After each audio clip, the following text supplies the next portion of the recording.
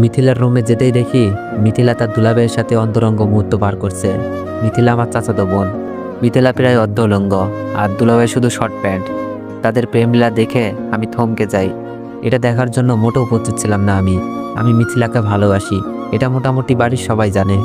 এই কারণে যে কত মার খেয়েছি তার কোনো হিসাব নাই। আমাকে বরাবর বলে দিয়েছে মিথিলাকে নিজের বোনের মতো দেখার জন্য। আমি মিথিলাকে এমন অবস্থায় দেখে নিজের চোখকে বিশ্বাস করতে পারছিলাম না। ছি ছি মিথিলা, এইসব কি দেখছি? আর দুলাভাই আপনি কি করে পারলেন এটা করতে? আমার আওয়াজ শুনে যেন ওদের মাথায় আকাশ ভেঙে পড়ছে। দুলাভাই বলল, অনিক প্লিজ কাউকে বইল না, কাউকে বললে আমাদের মান সম্মান থাকবে না। উনি সুমি আপুর স্বামী, দেখতে স্মার্ট আর অনেক বড় চাকরি করে। সুমি আপু হলো মিথিলার বড় বোন। আপু সকালে তার বাচ্চাকে ডাক্তার দেখাতে গেছে, সাথে চাচিও গেছে। চাচা নাই, মারা গেছে 3 বছর হয়। আব্বুও 2 পরিবারের প্রধান। আব্বু ও চাচা মিলে এরকম 2টা 2তলা বাড়ি করে। সুমি আপুর বিয়ে হয়েছে 2 বছর, একটা 6 মাসের মেয়ে বাচ্চাও আছে। আপুকে আব্বুই বিয়ে দেয়। বিয়েটা পারিবারিকভাবেই হয়। দুলাভাই আমার হীরের টুকরা, বাড়ির সবাই জানে, কিন্তু তার চরিত্র যে এত খারাপ আমি নিজেও ভাবতে পারছি না। আর মিথিলা এটা কীভাবে করলো? মিথিলার মতো ভদ্র মেয়ে 3 গ্রাম খুঁজেও পাওয়া যাবে না। মিথিলার সৌন্দর্য পরিবারের লোকজন ছাড়া বাইরের কেউ দেখে নাই। হাত মোজা, পাও মোজা, বোরকা পরে পর্দার সাথে সবসময় চলাচল করে, কিন্তু আজ সেই মিথিলার একই হাল দেখছি। চুপ করেন আপনি, লজ্জা করে না? আবার কথা বলেন। আর মিথিলা, তুই না পর্দা করিস, কোনো পরপুরুষের সামনে যাস না, এই তোর পর্দার আড়ালের চেহারা? আমার কথা শুনে মিথিলা কিচ্ছু বলছে না, নিজেকে ঢেকে শুধু কেঁদেই যাচ্ছে। তোর জন্য তো পুরো পদ্মাশীল নারীর সম্মান নষ্ট হলো। কি দরকার ছিল পদ্মা করার? পতিতা পল্লীতে গেলেই তো পারতিস। এই মিথিলাকে যখন আমি বলতাম, মিথিলা আমি তোকে ভালোবাসি, তোর জন্য সব করতে পারবো, তখন মিথিলা আমার চরিত্র নিয়ে কথা বলতো আর আব্বুকে বলে আমাকে মার খাওয়াইতো। মিথিলা কান্না করতে করতে বলল, অনিক কাউকে বলিস না প্লিজ। মিথিলা, আমি যখন তোকে ভালোবাসি বলতাম, তুই আমার চরিত্র নিয়ে কথা বলতি, আব্বুর কাছে মার খাওয়াইতি। আজ তোর আসল রূপটা দেখুক সবাই। আর দুলা ভাই, আপনাকে আর কি বলবো? আমি রুম থেকে বের হয়ে যাচ্ছিলাম, ওদেরকে যতই বলি রূপ দেখিয়ে দিব, কিন্তু সুমি আপুর সংসারটা কি হবে? আর একটা 6 মাসের মেয়েও আছে তাদের। আর মিথিলা তো আমার চাচাতো বোনও, যাকে আমি ভালোবাসি, তার সম্মান কি করে নষ্ট করি? দুলাভাই মাথা নিচু করে বসে আছে। আমি বললাম, দুলাভাই আপনি এখন এখানে বসে আছেন? আমার কথা শুনে দুলাভাই রুম থেকে বেরিয়ে যায়। আমি বললাম, মিথিলা অন্তত তোর কাছ থেকে এটা আশা করি নাই, কাজটা কিন্তু বেশি ভালো করিস নাই। বলেই যখন রুম থেকে বের হতে যাব, দেখি দরজা আটকানো। মিথিলা চিল্লাতে শুরু করে দিছে, অনিক আমাকে ছেড়ে দে প্লিজ, আমার এত বড় সর্বনাশ করিস না, আমি তোকে ভাইয়ের মতোই ভাবি। অনিক না প্লিজ। মিথিলার কাণ্ডে আমি বাকরুদ্ধ। সেই সুযোগে মিথিলা ভিতর থেকে দরজা আটকিয়ে দিছে। আমি কথা বলতে পারছি না, গলা দিয়ে আওয়াজও বের হচ্ছে না, মনে হচ্ছে হাত পা সব বেঁধে রেখেছে কেউ।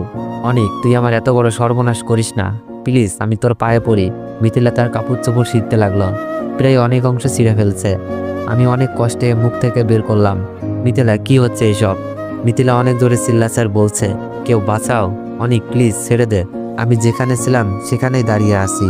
মিথিলার এমন কাণ্ডে শরীরের শক্তি হারিয়ে ফেলেছি। বাইর থেকে দরজা ধাক্কাতে লাগছে দুলাভাই, আর দরজা খোলার জন্য চিল্লাতে লাগলো। দুলাভাইয়ের চিল্লানি শুনে আব্বু আম্মু ভাইয়া ভাবি সবাই মনে হয় চলে এসেছে। জোরে দরজা ধাক্কাতে ধাক্কাতে দরজা ভেঙে ফেলে সবাই। দরজা খুলতেই মিথিলা আব্বুর পেছনে গিয়ে লুকাই। মিথিলার কাপড় চোপড় ছেঁড়া দেখে আন্দাজ করে ফেলে মিথিলার সাথে খারাপ কিছু হতে যাচ্ছিল। মিথিলা নাকা কান্না করছে, মিথিলাকে ভাবি আগলে নাই, আর সবাই আমার দিকে অগ্নিচক্ষু দেখাতে লাগলো। আব্বু আমার সামনে এসেই ঠাস ঠাস করে কয়েকটা চর বসিয়ে দেয়। ভাইয়া এসেও অনেকটা চর মেরেছে। আমি কিছু বলতে যাব, সেই সুযোগ নাই, সবকিছু এত দ্রুত হচ্ছিল। মিথিলা, অনেকটা তোমাকে কলেজে যাওয়ার জন্য ডাকতে এসেছিল, তোমাকে এত খারাপ অবস্থা দেখা যাচ্ছে কেন? অনেক কি তোমার সাথে কিছু করেছে? ভাবি হয়তো বিশ্বাস করতে পারছে না, আমার মতো ছেলে এমন একটা কাজ করবে। মিথিলা ভাবিকে জড়িয়ে ধরে নেকা কান্না করছে আর বলছে, ভাবি আমি শুয়েছিলাম, অনেক এসে আমাকে একা পেয়ে আগের মতো ভালোবাসার প্রস্তাব দেয়। আমি বড় আব্বুকে জানাবো বলাতেই অনেক আমাকে বলে আমি নাকি অনেক মার খাওয়াইছি, তাই আজ তোমার ইজ্জত কেড়ে নিব। তারপর অনেক আমার সর্বনাশ করতে থাকে। আপনারা না আসলে আজ অনেক আমাকে কি যে করতো। মিথিলার কথা অবিশ্বাস করার কোনো কারণই নাই, আগেই বলেছি 3 গ্রাম খুঁজেও এমন মেয়ে পাওয়া যাবে না। আব্বু মিথিলার কথা শুনে যেন আরও রেগে গেলেন। তুই আমার ছেলে ভাবতেই লজ্জা লাগছে, যে নিজের চাচাতো বোনের সাথে এমন করতে পারে, সে অন্য মেয়েদের কি না করবে। তোর এই বাড়িতে কোনো জায়গা নেই, বের হয়ে যায় বাড়ি থেকে। আব্বুর কথা শুনে চোখ বেয়ে পানি পড়ছে। মাথা নিচু করে কান্না করতে করতে বললাম, আব্বু আমি কিছু করি নাই, ওই তুই আমাকে আব্বু বলবি না, আজ থেকে আমার একটা ছেলে, তুই মরে গেছিস। আব্বুর মুখে এই কথা শোনার থেকে মরে যেতে পারলেও অনেক বেশি খুশি হতাম। আম্মুকে বললাম, আম্মু আমি কিছু করি নাই। মিথিলা কথা আটকে দিয়েই আম্মু বলল, জানি না কোন পাপে তোকে পেটে ধরেছিলাম। আম্মুর মুখে কথা শুনে মনে হচ্ছে কলেজা ছিঁড়ে যাচ্ছে। আর কাকে বলবো, যেখানে আমার গর্ভধারিণী মাই বিশ্বাস করলো না, আমাকে কিছু বলতেও দেয় নাই। আমি দুলাভাইয়ের দিকে তাকালাম, মুখে শয়তানি হাসি। আর মিথিলা এখানে নেকা কান্না করছে। সুমি আপু চলে এসেছে, যার আদরে আমার বড় হওয়া, যে আপুটা আমাকে আপন ভাইয়ের মতো ভালোবাসে, আমাকে এখনো মুখে খাবার তুলে খাওয়ায়। সেই আপুটাও সবকিছু শুনে কান্নায় বুক ভাসাচ্ছে। আজ আমি আপুর চোখও খারাপ হয়ে গেলাম। মিথিলার রুম থেকে বের হয়ে আমার রুমে গিয়ে কাপড় চোপড় গোছাচ্ছি, কারণ এই বাড়িতে আমার জায়গা নেই।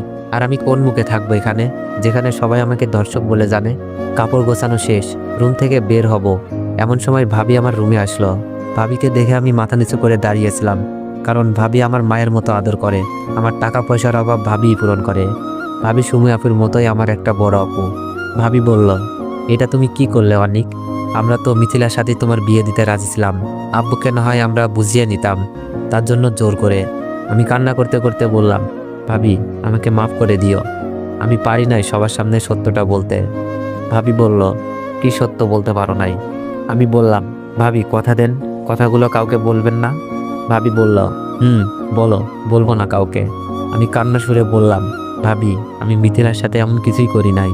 ভাবি বলল, তাহলে মিথিলার কাপড় চোপড় ছেঁড়া কেন? ভাবি আমি মিথিলাকে ডাকতে গিয়ে দুলাভাই আর মিথিলার পাপ কাজে লিপ্ত থাকতে দেখি। আমি তাদের অপমান করি, ভয় দেখাই, বাড়ির সবাইকে বলে দিব। কিন্তু পরে আপুর সংসার আর মিথিলার সম্মানের কথা ভেবে থমকে যাই। আমি রুম থেকে বের হতে যাচ্ছিলাম, দুলাভাই বাইর থেকে দরজা লক করে দেয়। মিথিলা জোরে জোরে কাঁদতে থাকে আর কাপড়গুলো ছিঁড়তে থাকে। তারপর ভিতর থেকে লক করে দেয় মিথিলা। বাইর থেকে দুলাভাই দরজা ধাক্কাছে আর চিল্লানি শুনে তোমরা এসে আমাকে এই পরিস্থিতিতে দেখলা। আমি কাকে বলবো এই কথা, কে বিশ্বাস করবে বলো? এই বলে কেঁদে কেঁদে রুম থেকে বের হতে যাচ্ছি। ভাবির চোখেও পানি, ভাবি বিশ্বাস করলেও নিরুপায়। ভাবি বলল, কি বলছো অনিক? তাদের পাপের বোঝা তোমার উপর চাপিয়ে দিয়েছে? আমি বললাম, ভাবি তুমি কাউকে বলো না প্লিজ, মিথিলার সম্মান আর আপুর সংসার নষ্ট হয়ে যেতে পারে। ভাবি বলল, জানি না অনিক, কে মিথ্যা বলছে আর কে সত্য বলছে। মিথিলা আর সুমিত জামাইয়ের তো এমন কোনো বাজে লক্ষণ দেখিনি। ভাবি তুমি আমাকে বিশ্বাস করছো না? তাহলে এটা দেখো, আমি সুযোগে সবকিছু ভিডিও করে রেখেছিলাম। ভেবেছিলাম কাউকে দেখাবো না, কিন্তু পরিবারের সবচেয়ে প্রিয় মানুষটার চোখে নিজেকে খারাপ বানাতে পারি নাই। ভাবি মোবাইল নিয়ে যেতে চাই, অনিক এই ভিডিও এখনই আব্বুকে দেখাবো। ভাবি প্লিজ কথা দিয়েছো কাউকে বলবা না। সবার চোখে খারাপ হলেও তোমার চোখে যেন ভালো হয়ে থাকতে পারি, তাই তোমাকে সব বললাম। কথা শেষ করতেই ভাইয়া ভাবিকে বলছে, এই ধর্ষকের সাথে কিসের এত কথা? ভাবির চোখ দিয়ে অনবরত পানি পড়ছে। ভাবি আমার হাতে অনেকগুলো টাকা দিয়ে বলে, টাকার দরকার পড়লে যেন আমাকে জানায়। ভাবির চোখ মুছে আমার রুম থেকে বের হয়, কিন্তু আমার চোখের পানি জোড়ায় না। রুমটার প্রতি মায়া লাগছিল। আব্বুর পায়ে একবার সালাম করতে মন চাচ্ছিল, কিন্তু সেই সাহস আজ আমার নেই। সবাই আমার চলে যাওয়া দেখছে, ভাবি সবার চোখের আড়ালে বারবার চোখ মুছছে। 12টার বাসে রওনা দিলাম ঢাকার উদ্দেশ্যে। সো এভরিওয়ান, তোমরা যদি গল্পটি কন্টিনিউ করাতে চাও তাহলে একটু বেশি বেশি কপি লিঙ্ক করে দিও আর একটু বেশি বেশি কমেন্ট করে দিও। ধন্যবাদ।